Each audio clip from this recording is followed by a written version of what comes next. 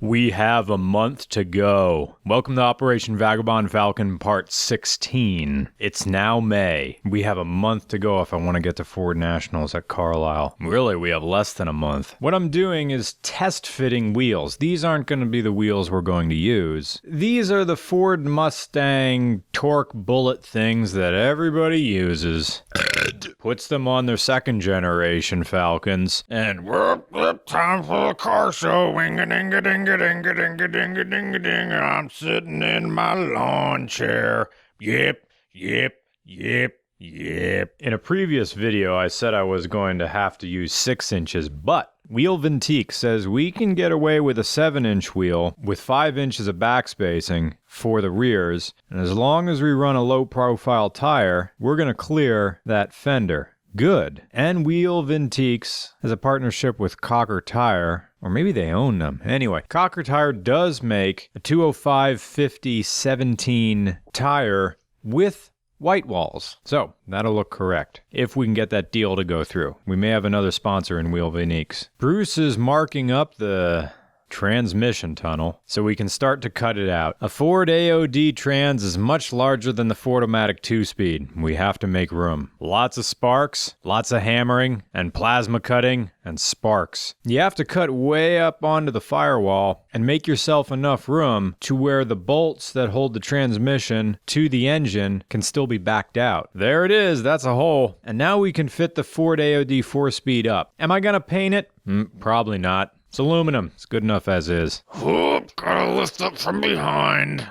And we realize that the cross member mid-car that sits about where the front seats end is way too small. We're gonna have to cut back more. And we also get an idea of what we're going to use for a drive shaft now that we can see all the way down the tunnel and can get a bead line from the end of the transmission to where the rear diff is, or rather where the rear diff is going to be. What we're probably going to have to run is nothing larger than a 3-inch or maybe 2.5-inch drive shaft. It's tempting to try to go with aluminum, but if you run an aluminum one, you have to run a fatter one, and under load, I don't know if that drive shaft is going to hit the tunnel, or any body twisting, or who knows what, so we may be just going with steel for a drive shaft. Anyway, Bruce says, forget the plasma cutter, we don't have time to get rid of all this gummy rubber sound deadening that's half a century old, so out comes a Sawzall. It's got a good blade on it. They even cut right through the cross member. There you go. Plenty of room for the transmission now, and it's the next day. Before we can start talking about re-welding a new tranny hump in there, we have to get a transmission brace,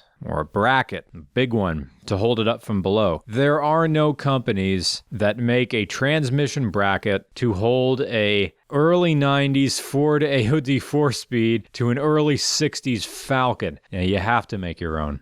Bruce knows how to do this. He's done this sort of thing before with Mustangs. So he has me go out to a steel place and get a section of square, or rather rectangular, 1/8-inch steel. He welds on end caps and gets square steel bits to use as brackets for the bracket. What he's making is a removable transmission mount that will also serve as a cross brace for the entire car, stiffening it further. Do that, he drills holes, and he managed to cook 2 drill bits doing this. It's thick steel. He did mention this may be a bit overkill, but he's erring on the side of safety. Up go the bar with bolts, and out comes the welder. He spends a lot of time with the tape measure and with the leveler to make sure it's in correctly. But there it is. It's in. We got ourselves a transmission brace, a removable transmission brace. And it's the next day. Welcome back, Justin Kramer and Lewis Phillips. Lewis is also a fan of the show, and he's a welder and a fabricator. Thank you so much for donating your Saturday. I hope you had fun working here. Food's on me as always. Thank you so much for spending your Saturday with us. We couldn't have built this section without your help. What we needed to do was to change the dimensions of the original transmission tunnel. We don't have an anvil, but we do have a big vise and a hammer. We need to change the curvature of it because it's going to be sitting higher up off the floor. Justin Kramer gets some cardboard and starts tracing out templates for little bits of steel that's going to space up the transmission tunnel. So you want to have enough room above the it can't just sit on the transmission. It has to sit above it and high enough that so that when you back out the bolts of the transmission, you have enough room for the bolts to back out, because those bolts sit directly in line with the firewall. So we had to cut a little bit higher and build a shelf, a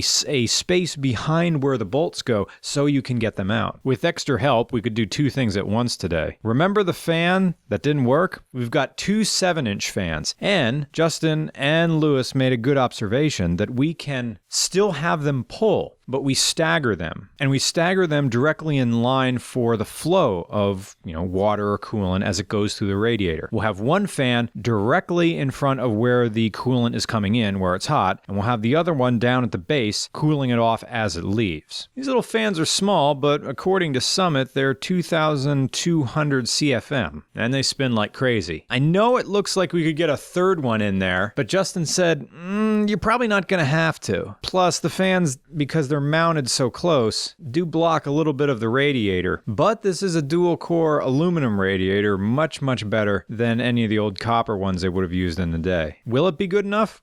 We'll see. Justin says, well, when the car's running, just park it and let it idle and just see where the needle stops. Back to cutting out more metal and little sections that we bend and shape into place. This day was all this section of the transmission tunnel. Just one little piece, and then another little piece, and then another little piece. It takes a while, but there it is. Looks little Mad Max because it needs to be welded in completely. But there you go. Instead of having a square transmission tunnel, we were able to save a lot of the original metal and reshape it. This is going to look a lot better once you can grind down the welds a little bit, smooth it out a little bit. Plus, this is going to be sitting under Eastwood Dynamat. I know that's a contradiction in brand names, and then we'll have carpet on top of that, and it'll be black, so you're really going to have to look to see the difference. We're moving along. The engine's in, the transmission's mocked up, got to take it back out because you need to run lines and put the torque converter back in there, but this was a productive day. Will we make it? No, it's too early to tell. Lewis asked me when we started this morning, are you excited to drive it? And my answer was no. He's like, why not? I says, to me, it's not a car yet. It's this thing at Bruce's shop. The Falcon for me is not a car anymore. It's a job. And he said, well, you'll feel better once there's wheels on it. Once it starts looking like a car again, you'll start having an emotional attachment to it like a car again. And it's true. I liked this car dearly when it was a car, even with the 144 cubic inch straight six. That was a fun car. Right now, it isn't a car. It's a job and a big red lump of anxiety. But we soldier on. Yes, we do. Thank you so much, Justin Kramer. Couldn't have done it without you. Thank you so much, Lewis. I couldn't have done it without you. Thanks so much for your help, guys. See you next week.